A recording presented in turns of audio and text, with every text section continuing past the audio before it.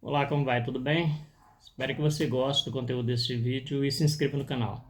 Se você não quiser se inscrever, pelo menos deixe aí o seu like para compensar o esforço e o trabalho que deu para poder fazer esse vídeo aqui para você. Quer você concorde ou não concorde, deixe aí o seu like de gostei ou não gostei, ok? Bom, pessoal, todo Deus ele tem uma característica em comum. Todos os deuses criados e idealizados, eles têm a característica de serem cruéis. Todos eles, sem exceção.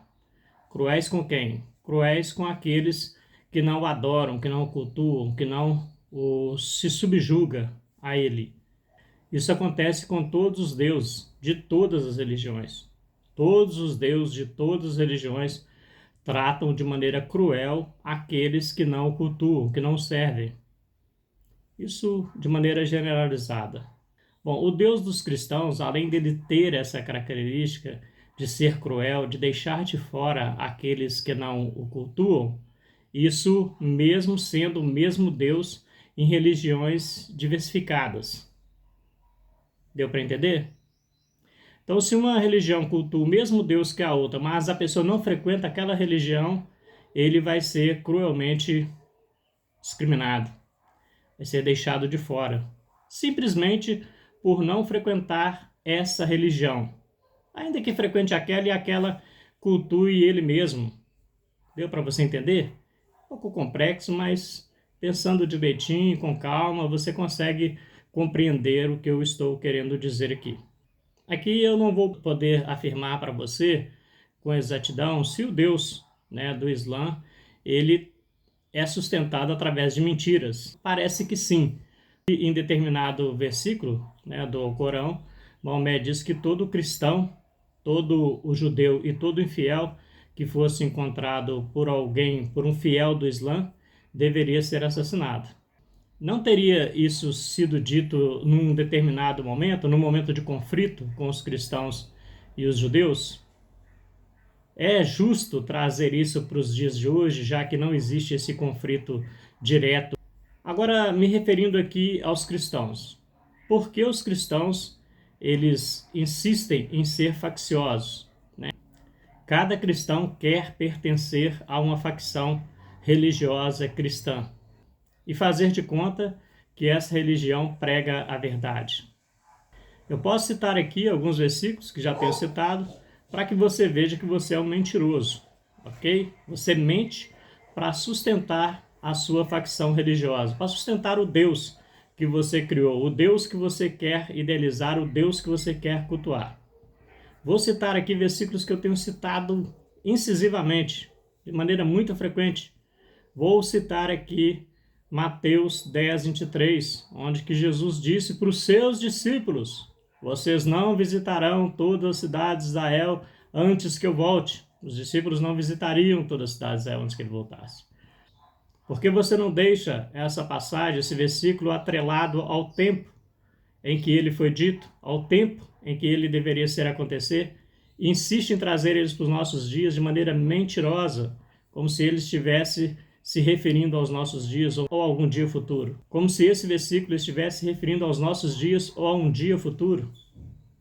Por que você não pega Mateus 16, parece que versículo 28, onde que Jesus disse que muitos dos que aqui estão não experimentarão a morte sem que eu venha. O versículo está atrelado àquele tempo, está atrelado àquelas pessoas, está se referindo a fato que deveria acontecer naquela geração.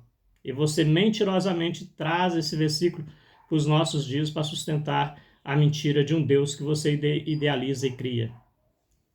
Por que não deixar o versículo de Mateus 24, 34, onde que Jesus disse que não passará essa geração sem que tudo isso aconteça? O versículo está se referindo à geração de Jesus, ao tempo de Jesus. E você traz o versículo mentirosamente para os nossos dias ou para um dia futuro. Isso é uma maldade. Isso é uma maldade não só com essa geração, mas com a geração futura. E traz o versículo como se o versículo estivesse se referindo aos fatos que aconteceram nos nossos dias. Atrelado a tudo isso, tem o fato de Jesus estar dizendo, está contando, está falando, está revelando que Jerusalém seria invadida naqueles dias e você dizer que a história vai se repetir no futuro. Isso é uma maldade, é uma insanidade, não só com a nossa geração, mas com as gerações futuras também. Deixe os fatos que estão lá relatados, atrelados ao tempo em que deveria acontecer, e vai haver paz na sua mente. Vai haver paz na mente do seu vizinho.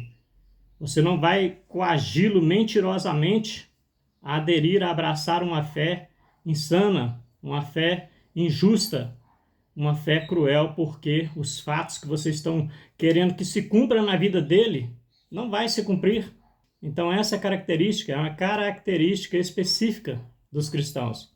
A característica de mentir descaradamente, tirar textos de contextos para poder insistir numa mentira, para poder coagir pessoas a entrar na mentira. Me faz lembrar novamente de Jesus, quando Jesus disse que os fariseus fariam a vida das pessoas se tornar 2 vezes piores. Fazia eles se tornarem 2 vezes amantes do inferno, 2 vezes amantes de uma vida mais difícil, mais complicada do que a vida deles já era, a partir do momento que eles entravam na religião. É isso que vocês querem fazer? Fazer com que a vida das pessoas se torne 2 vezes mais complicadas, mais difícil, mais cruel, por ficar na expectativa de coisas que não vão acontecer? Ficar na expectativa de que mentiras aconteçam para justificar a existência do Deus que você criou, do Deus que você idealizou? Infelizmente, é isso que está sendo proposto para a sociedade de uma maneira geral, pelo meio cristão. É incentivando as pessoas a acreditarem em mentira, na expectativa de que as mentiras se cumpram, ou simplesmente pelo prazer de manter as pessoas debaixo de um sistema, subjugá-las debaixo de um sistema manipulador para poder dominar a vida e a mente de muitos. Eu vou deixando por aqui um forte abraço, espero que você tenha gostado, do conteúdo desse vídeo, e deixe o seu like. E se gostar ainda mais, se inscreva no canal, ok? Um forte abraço para você, me desculpe a indignação, mas é isso que às vezes fica remoendo no meu coração, fica remoendo a minha mente, ok? Forte abraço para você.